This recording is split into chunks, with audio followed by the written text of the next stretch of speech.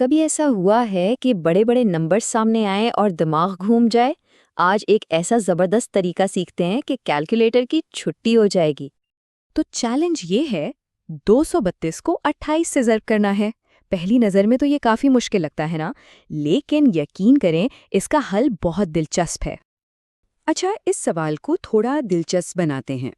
फर्ज करें एक बाग है, बहुत खूबसूरत सा। उसमें पौधों की 28 कतारें लगी हुई हैं और हर एक कतार में 232 पौधे हैं। तो सवाल ये बनता है कि पूरे बाग में कुल मिलाकर कितने पौधे हुए। तो इसका राज क्या है? बहुत ही आसान है। एक सिंपल सा उसूल, ब्रेक एंड कंबाइन, यानी तोड़ो और जोड़ो। हम बस इस बड़े से मसले को छोटे छोटे आसान हिस्सों में तकसीम कर देंगे। सबसे पहला काम ये है कि बड़े नंबरों को उनके आसान हिस्सों में तोड़ लिया जाए। मतलब सैकड़ा अलग, दहाई अलग और इकाई अलग। और ये पूरा का पूरा जादू सिर्फ 3 स्टेप्स का है। पहला, नंबरों को तोड़ें। दूसरा, उन छोटे हिस्सों को आपस में ज़र्ब दें। और तीसरा और आखिरी स्टेप, सबको इकट्ठा करके जोड़ दें। बस इतना सा काम है। चलो एक छोटी सी मिसाल से शुरू करते हैं ताकि बात समझ में आए। जैसे अगर 12 को 15 से ज़रब करना हो तो हम क्या करेंगे? हम 12 को तोड़ देंगे 10 और 2 में, और 15 को 10 और 5 में। यही है हमारा पहला कदम। ज़बरदस्त! तो अब जब बेसिक समझ आ गई हैं, तो क्यों ना थोड़ा लेवल अप करें। देखते हैं कि यही टेक्निक 3 हिस्सों वाले यानी सैकड़ों वाले नंबर्स पर कैसे काम करती है। अच्छा जी, तो अब एक नया सवाल। फर्ज करें एक किताब की कीमत है 235 रुपए। तो ऐसी 8 किताबें कितने की आएंगी? चलें इसको मिलकर हल करते हैं। ये देखें, बहुत आसान है। हमने 235 को तोड़ दिया 230 और 5 में। अब देखें, इन छोटे छोटे हिस्सों को 8 से ज़र्ब देना कितना ज़्यादा आसान हो गया है ना।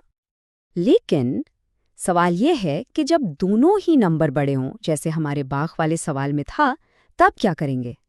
तब आएगा हमारा असल हीरो, ग्रिड मेथड। ये ग्रिड मेथड ना सब कुछ एकदम साफ सुथरा और मुनज़्ज़म रखता है। इससे ये पक्का हो जाता है कि कोई नंबर मिस ना हो जाए और हिसाब में कोई गड़बड़ ना हो।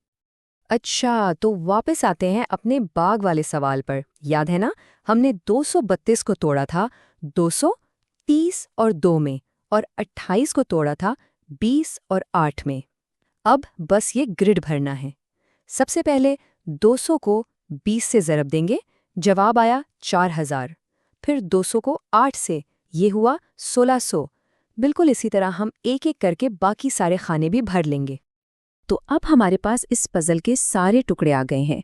4000, 1600, 600, 240, 40 और 16। अब बस आखिरी काम रह गया है, जो कि सबसे आसान है, इन सबको आपस में जोड़ना। और जब हम इन सबको जमा करते हैं तो फाइनल जवाब आता है 6496। है ना कमाल? इतना मुश्किल लगने वाला सवाल कितनी आसानी से हल हो गया। चलो एक और मिसाल देखते हैं ताकि ये तरीका पक्का हो जाए। प्रैक्टिस से ही तो बात बनती है।